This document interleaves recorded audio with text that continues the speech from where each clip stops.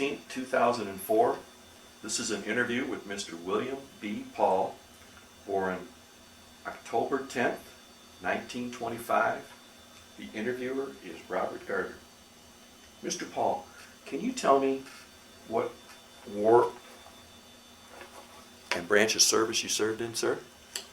Well, actually, I was in two wars. World War II, I was an aviation cadet in the Army Air Corps. That's what it was called in World War II. And then later on, about 5 years after I got out of World War II, the Korean War started, and I was recalled to active duty with the Air Force during the Korean War. Were you drafted or did you enlist, sir? No, I enlisted. I enlisted in the Air Corps during World War II, and of course I was an officer in the reserve when I was recalled during the Korean War. Where were you living at the time, sir? Well, at the time I went into World War II, I was living over in the community called Lakewood, just in one of the neighborhoods outside of Atlanta here, and at that time. Why did you join, sir? Well, I joined my high school class was the class of 1942, the first graduating class after Pearl Harbor was attacked, and most of my classmates, my buddies and so forth, went right into the service. They were 17, 18 years old, and I was only 16. And to use an expression of the time, it pissed me off in a way that they could go and I couldn't. So I wanted to go too. Out of the 7 kids that played on the line of our football team for Fulton High here in Atlanta, California County it was, 5 of us went to the Army Air Corps. So some of those birds were writing me letters talking about flying, which kind of made me mad. But anyhow, I had to wait, and, but I got in as early as they would take me. Why did you pick the service branch you joined, sir?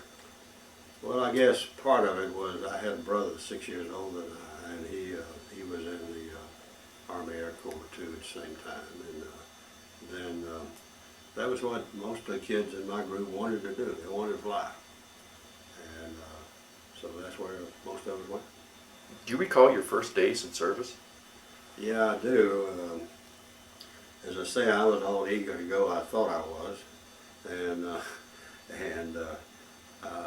they finally activated me about a month after my 18th birthday. I'd been in the reserve, inactive reserve until then. And we got on a train, and the train was headed down to Miami Beach, Florida. And about halfway down there, I started getting to be the most homesick little kid you'd ever see. So that's the main thing I remember about my first days. I got over it in about 2 or 3 weeks, but I'll never forget that. Never want to go back to Miami Beach. Can you tell me about any of your boot camp or training experiences, sir? Well, actually, most people laugh when I tell them Miami Beach because they think that was a luxury affair, but at that time, that was a basic training camp for Air Force people. And most of us were pre-aviation cadets in that program. And we did a little close order drill and things of that sort, but nothing of any great magnitude. We just taught us how to wear a uniform and worked us out every day, calisthenics and that sort of thing. There wasn't a great deal to it, frankly. Do you remember any of your instructors? Not from that area, no. How did you get through it? How did I do what? How did you get through the basic training? Well, it wasn't, like I say, it was pretty easy for us. Now, they had all the hotels stripped on Collins Avenue. They had a multitude of the hotels had been taken over by the Air Force and Army Air Force. And we had bunks and such as that. And, but I didn't find it very difficult. I was in pretty good physical shape for a kid in those days. Which wars did you actually serve in, sir? Well, I served in World War II, and then I served in the Korean War later on. Where exactly did you go?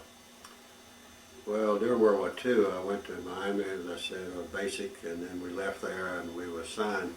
Air Force had a program at that time that if you were a kid like many of us were, that just out of high school, they would send you first to various college training detachments around the country. They were at universities and colleges.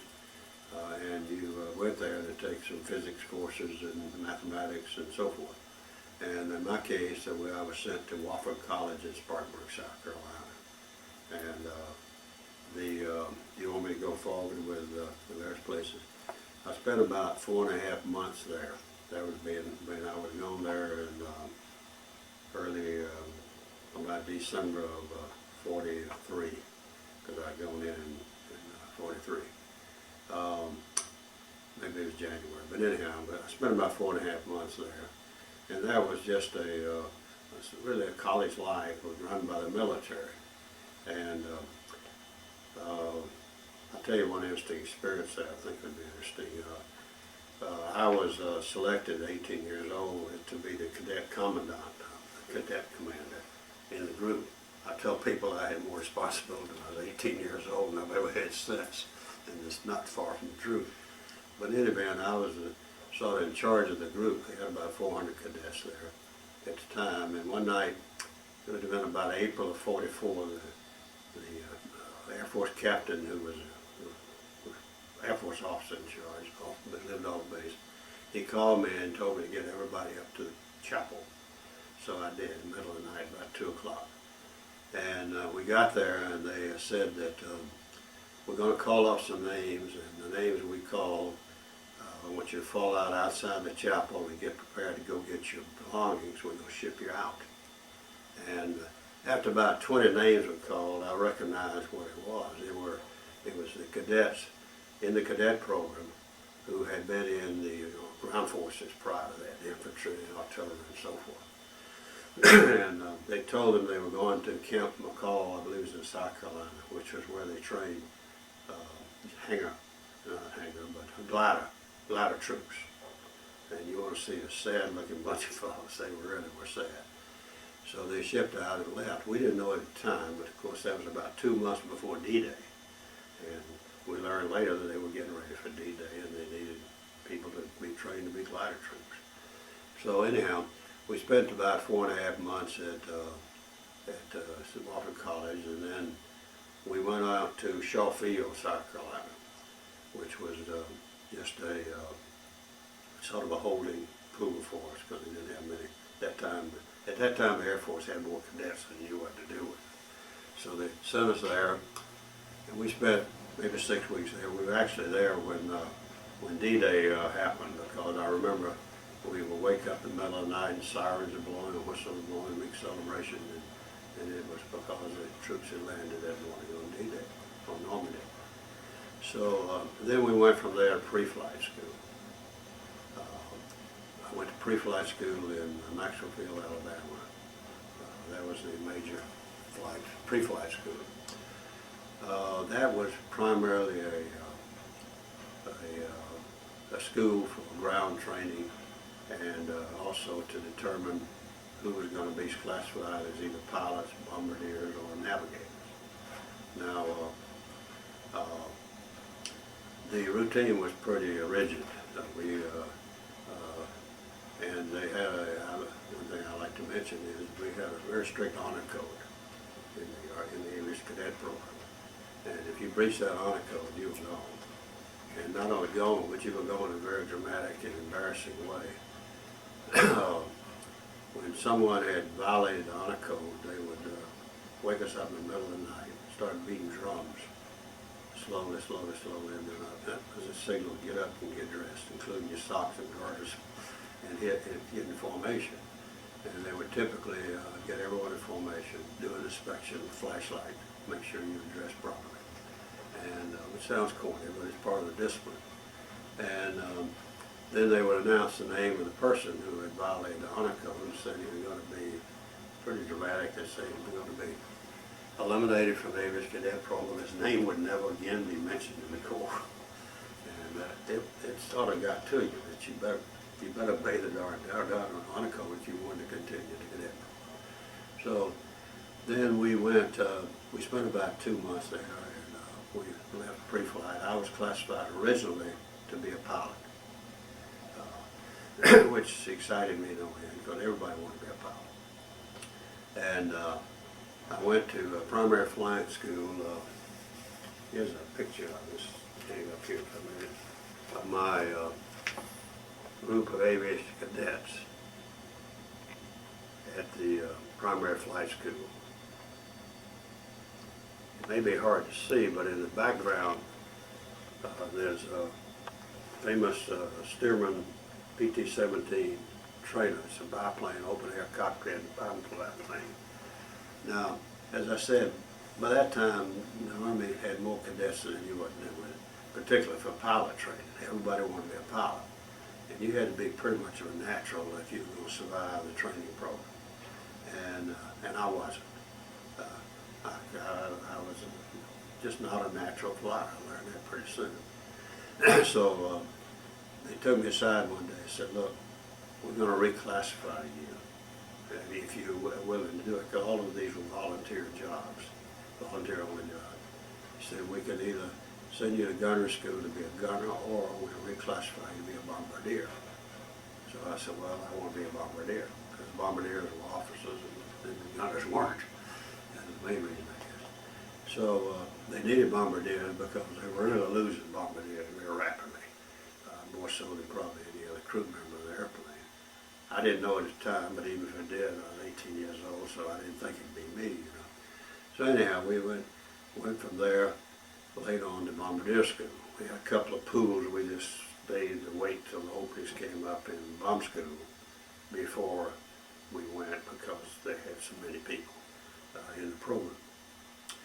And I think I can say I was an actual bombardier. I did great in bomb school. But before we went to bomb school, we were required to be qualified as an aerial gunner, because in combat, a bombardier served two purposes. He was a gunner before and after he went on the bomb run, and then on the bomb run he would settle down over the Norden bomb site, do the bomb run, then he jumped back in the turret and became a gunner again. So we went to gunnery school at Harlingen, Texas. It's right down on the Mexican border, and what's called the Rio Grande Valley. It was a pretty interesting program. We started out with, I remember we started out with shotguns from the ground, shooting skeet, just like you would a skeet shooter would. And then from there, they mounted a shotgun on a pickup truck, and you went around an oval, and so the other cadets would flip the pigeons out, and you tried to hit it on the fly so you could get used to leading an aircraft, a fighter plane. And then after the shotgun phase, we went to, at one point we learned to fire a Thompson submachine gun. I don't know why, but we did. I was pretty good with that. I couldn't hit anything with a 45 pistol, but I was pretty good with the Thompson sub. But we went, then we went on the ground training with machine guns, and then we finally got in the air. Now, we trained in the air part of the program as gunners on the B-24. That's the reason I won my little B-24 this morning, because that's to just my souvenir from that part of my life. And in the B-24, the bombardier was primarily trained in the Emerson nose turret. It was a great turret. It was a twin 50 caliber machine gun, electrically operated. You could swing it around in a flash, split second, whereas some of the other turrets were much slower, particularly the tail turrets. We trained in all stations, in the waist guns, in the tail, in the top turret, and but your primary duty was to learn to be very proficient in the Emerson nose turret. And I remember when we were in the air and I would be in that turret, and here I was, I got 19 by that time, and I'd be up in the turret, and when you're in the turret of B-24, you're so far ahead of the engines in the cockpit that all you see is air. And every once in a while I'd swing the turret around and make damn sure I was up there with somebody with me, because you were just by yourself. But it was kind of a thrill, you know, for a 19-year-old kid. And we did firing at sleeve targets. An aircraft would carry a sleeve target along, and if you and I were there, my shells would be tipped with red paint, yours are blue, and so you could tell who hit the sleeve and who didn't. Every once in a while we hit the lead plane. I never did that, but thank God. But it did occur. And we then we did actual firing on fighter planes and made simulated passes on the B-24. But those were photo, of course. We didn't fire real bullets. They were photos. You could tell where you hit by the photo after you got on the ground. So that was some kind of training we had, and we probably, my group was probably the best trained gunners in the Air Force, because they still didn't have room for us in bomb school or navigation school. Navigators had to go through this too, by the way. And we took about 4 refresher courses just to give us something to do, I guess. And but finally we finished that, and we went on up to bomb school.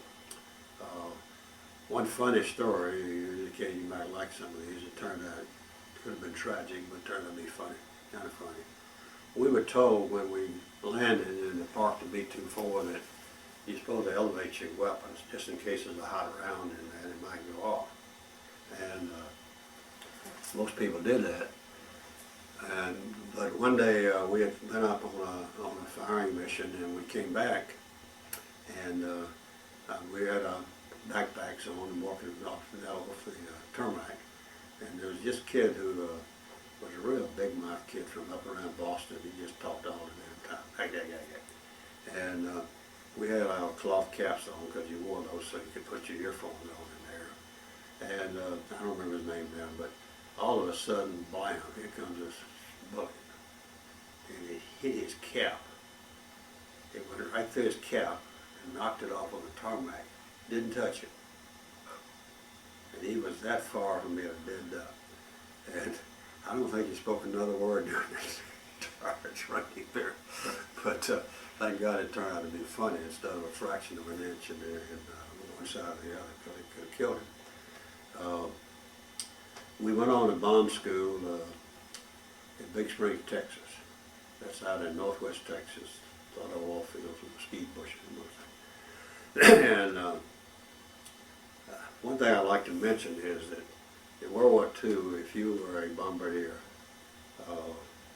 you had to take an oath. I brought it with me.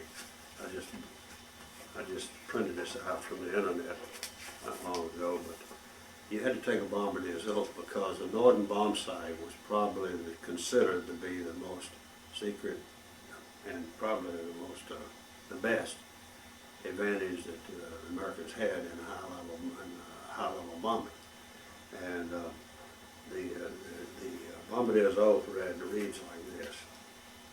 It says, "Mindful of the secret trust about to be placed in me by my Commander-in-Chief, the President of the United States, by whose direction I have been chosen for bombardier training, and mindful of the fact that I am to become guardian of one of my country's most precious military assets, the American bombsight, I do here in the presence of Almighty God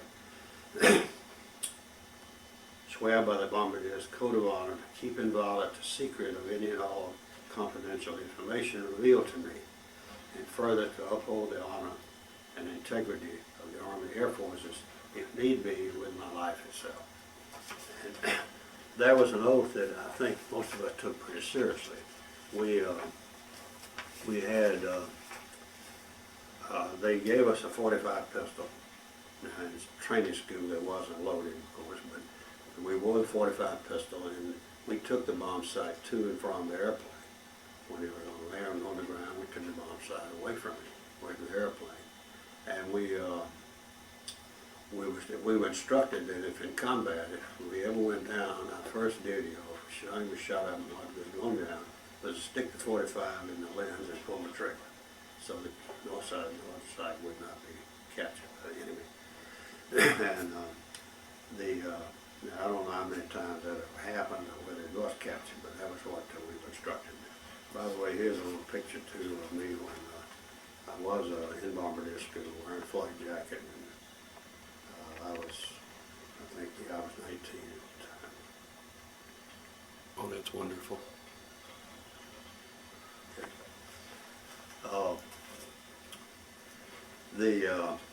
In bomb school, we bombed from a little AT-11 aircraft. It was a 2-engine aircraft designed for training bombardiers.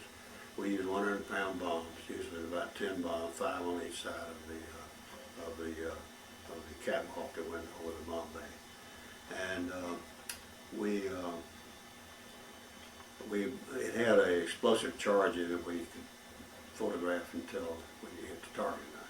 They had targets that were sort of circular on the ground, and you would, based on, I forgot the term now, but based on how you would reckon with how far you were from the center of the target.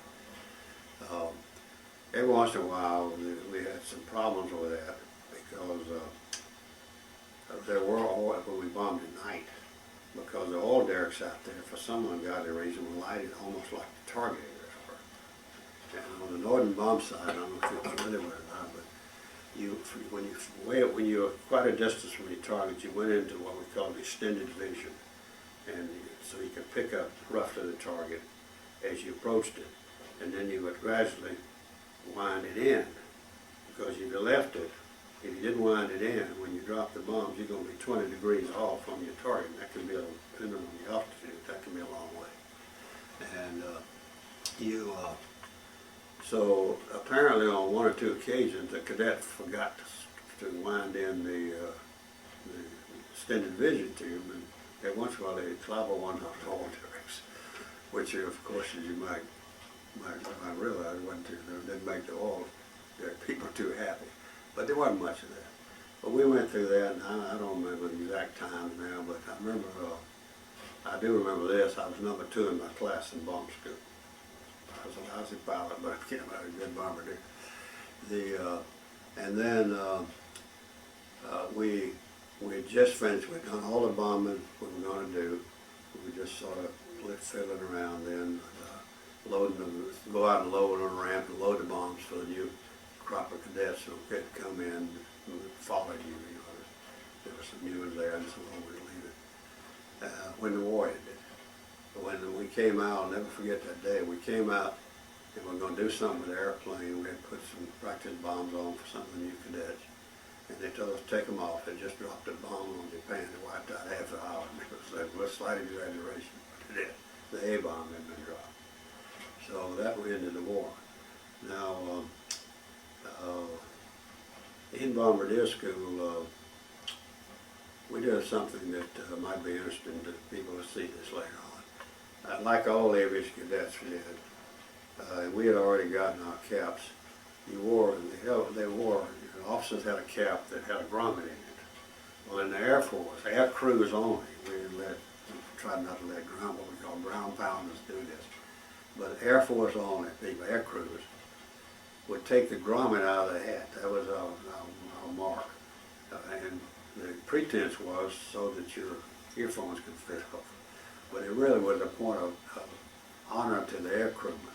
So we would get, it was a tradition, about a month before graduation, whether you were going to be a pilot, navigator, or bombardier, you bought a hat and kept it under your mattress so you get the 50 mission crush. So this was one of the things that I thought was kind of funny. It's funny how you remember those things, but I remember that. Am I going too fast? So, in any event, I think it's something else I was going to say. Oh, I might mention this too. I remember when that happened, the VJ Day, where, of course, in the cadet corps, we were really on strict provisions all the time about wearing the uniform properly and all that sort of thing. And of course, during World War II, you had to wear a uniform off base as well as on base, 24 hours a day you wore. And but I remember that night, there's a celebration going on. Somebody had gone out and found him a civilian costume and a pair of roller skates. And he was roller skating all over the cadet mess hall. And one of the more interesting things I thought there too, and this is what I was trying to remember, is in our cadet mess hall then, we had, in the training program in bomb school, we had not only American cadets, we had Brazilian cadets training there, we had free Chinese there, and we had free French cadets. Now this was after the war in Europe was over, but the French were still training to be bombardiers against Japan.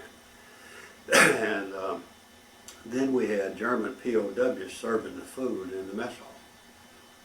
They were Africa Corps guys. We captured a bunch of them. They still were allowed to wear their white caps, white hats, symbolic of the Africa Corps. And they were serving the food. And I can still remember going through behind one of the little French guys, and you could just read his mind almost. He wanted to jump over that counter and cut that German's throat. Of course, nothing happened. If he did, he'd have been gone.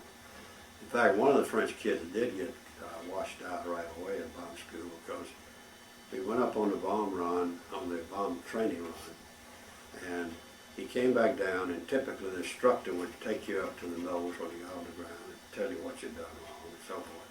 And he was, maybe he got a little overzealous and castigated this young Frenchman, and the Frenchman grabbed a wrench and just tore the bomb sight all to pieces.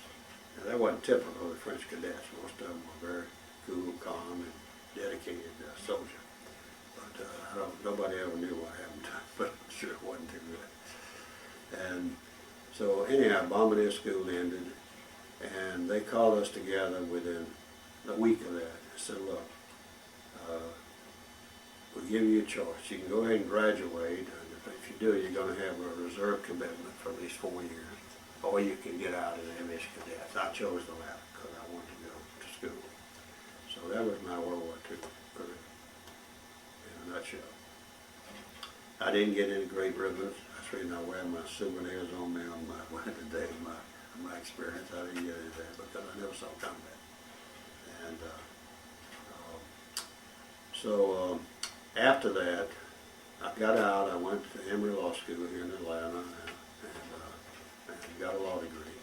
I went on the GI Bill, and that's why I've often said World War II is the best thing that happened to this man, because it gave me an opportunity to know what I could do competing with other people, and it gave me the GI Bill. So I went to Emory and got a law degree, practiced law about 2 years. I was in the Air Force Reserve, and I was recalled to the Korean War. Now, I was the Air National Guardsman, 116th, 154th ACNW Group, based at Dobbins Air Base here in Atlanta. And I went on active duty with that group. We were recalled for 21 months. That was what we expected to be kept on, how long we expected to be kept, with the understanding that it could be extended depending upon the war, progress in the war. My first work in the on active duty during that, I was a second lieutenant at the time, was to be an adjutant. I was a squadron adjutant to one of the squadrons. But then I heard about OSI. But this time the Air Force was a separate group, separate military, armed military service. Excuse me. I went on active duty, and I heard about OSI. And that's an interesting story in itself. I'll try to be brief and tell it. After World War II, and some of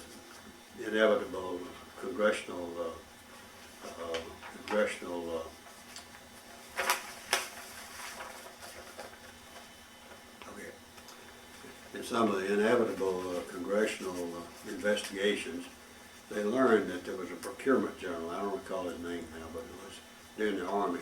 They had been stealing the Army blind. And they also learned that in the Army during World War II, they had a division called Criminal Investigation Division and Counterintelligence Corps people. And the CID guys knew he was doing it, but they wanted his command. So every time they would try to get a report through, zap, he was blocking. And I'm sure most of them wound up being transferred to another station. But, so the Congress basically told the Air Force, if we're going to make you a separate service, we don't want this to happen. And we want you to set up an independent, relatively independent organization that is not under the command of any of the field officers. It's simply under the command of an OSI director who will be based, I think it was Bowling Field, or Andrews, one of those, just outside of Washington. So that's what they did. Now, they brought over to organize it and to run it, and made a brigadier general out of one of Jaeger, who was most trusted confidants or assistants. And He organized it, and they had the same similar divisions. They had CID, and they didn't call it CID, but some people did criminal investigations mostly, and some did counterintelligence work. And I got interested in that, so I requested a transfer into OSI, and I was given a transfer as a special agent in OSI. We did not wear uniforms. We never wore uniforms. I got a couple of pictures here I will show, I guess. This was before I went into OSI. And when we were out on the field maneuver, before I was an OSI agent.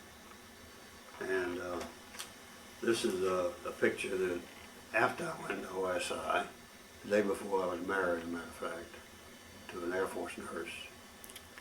And so you see I'm wearing civvies. Now, this is a picture of my wife and I, again, before OSI, after we were married, taken at Lookout Mountain. She was a second lieutenant in the Army, the Air Force Nurse Corps. This is a picture of my wife the day before we were married. She's in the nurse's sort of fatigue clothes in Alexandria, Louisiana. No, excuse me.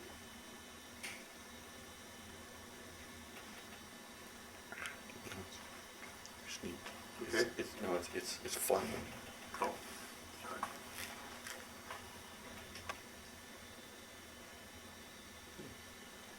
Okay. Thank you. What else was I at?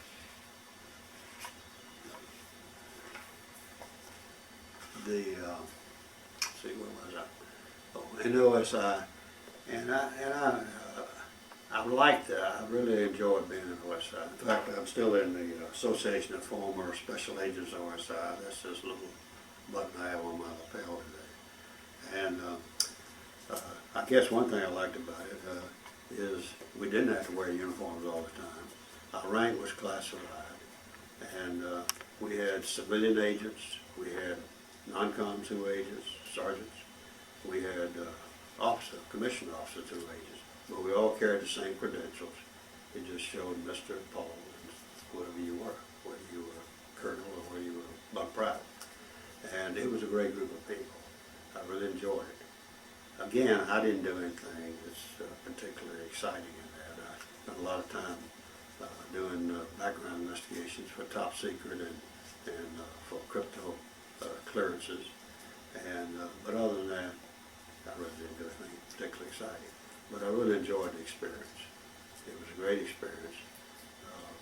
And once in a while you would get challenged on whether your rank was classified or not. I remember once I had the obligation, at the time I was a first lieutenant, to take a lieutenant colonel over out to Fort Benning for a polygraph test.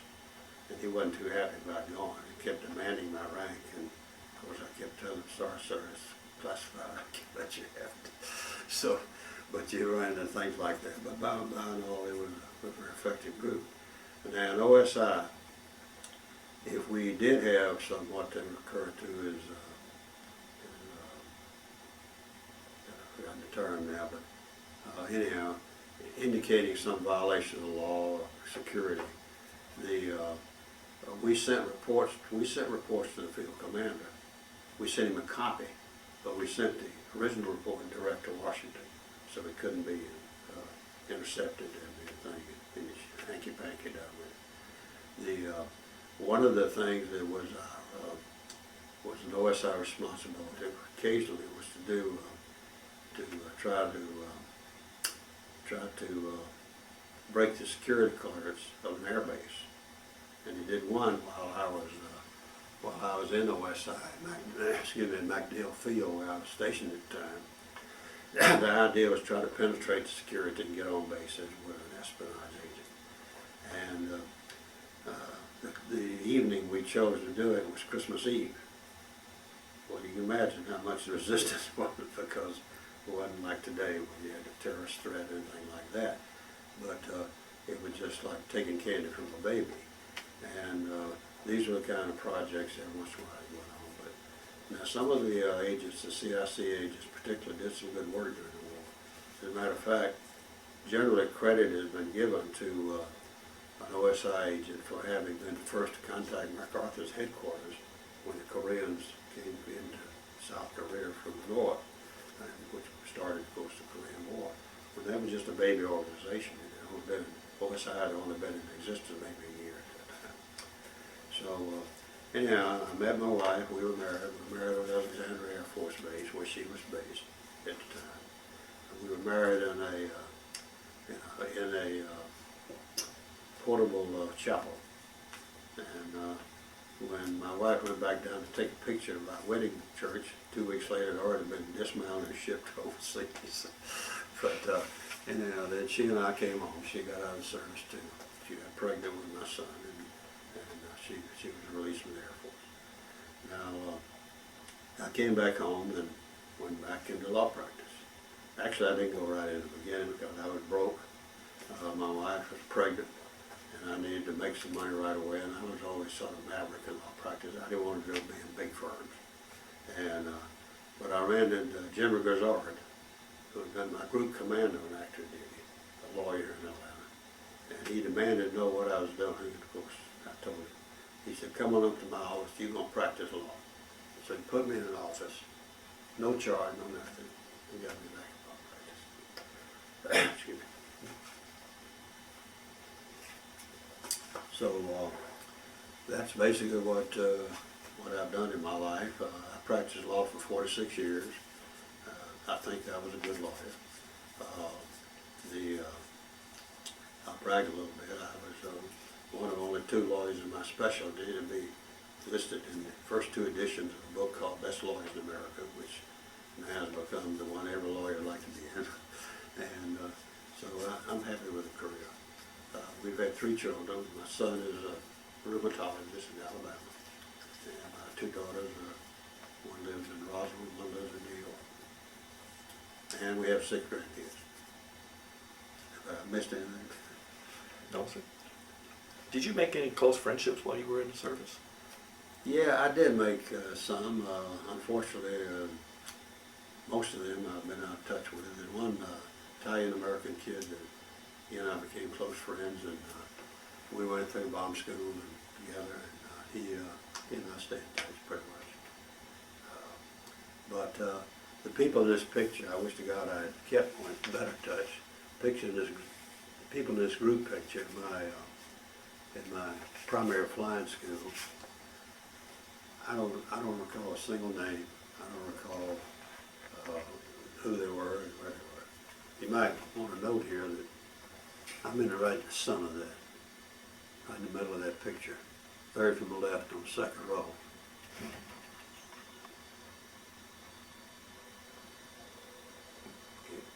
No. Okay.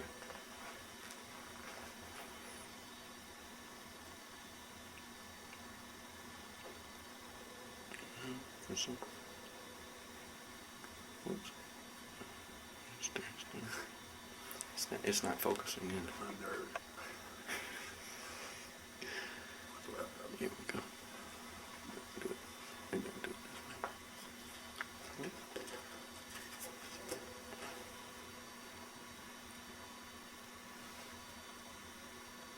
this way. I can't get that thing to focus in for me.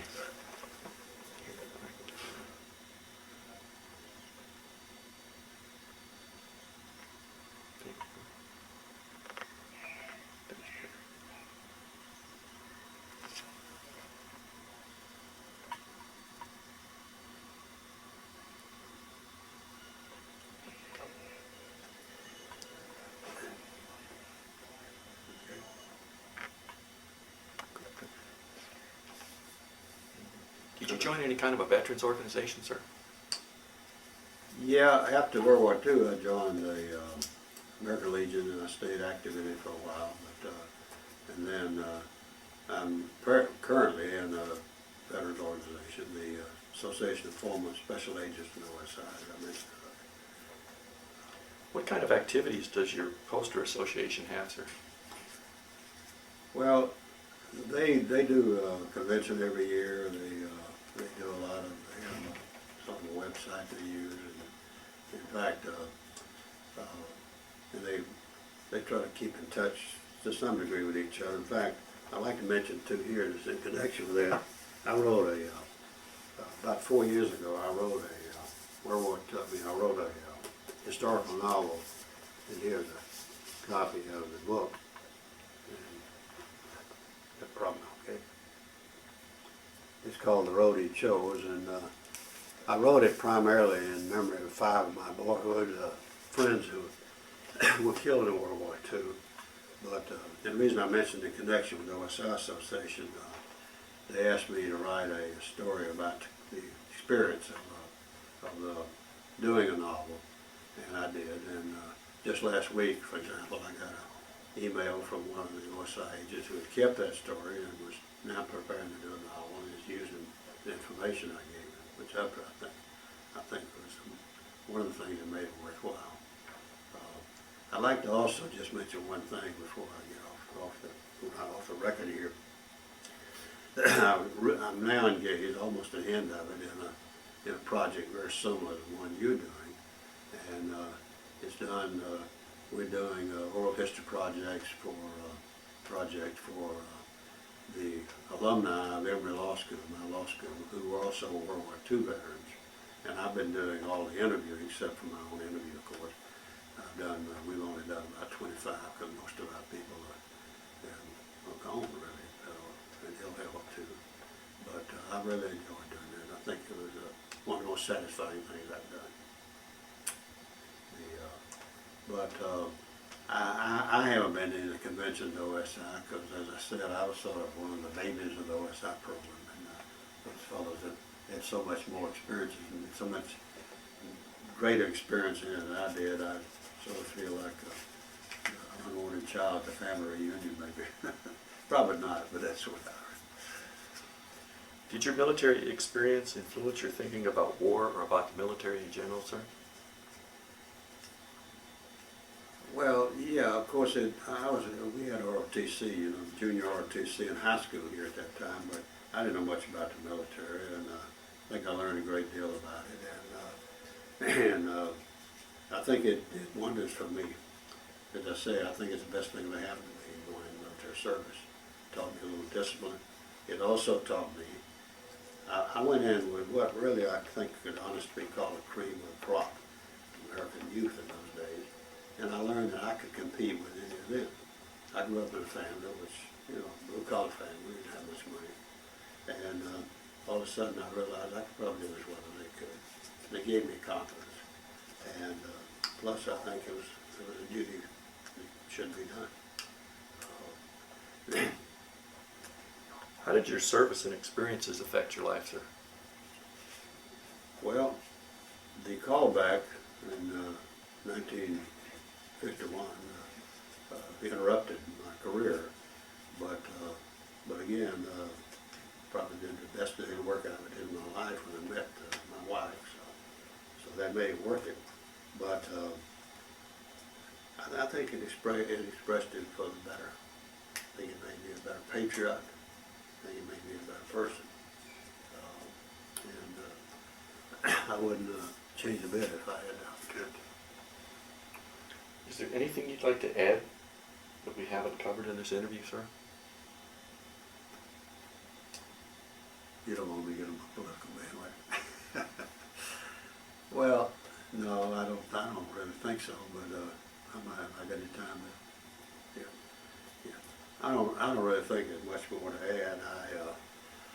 I'm concerned in today's world about whether we still have the wherewithal to face serious threats like we're in today.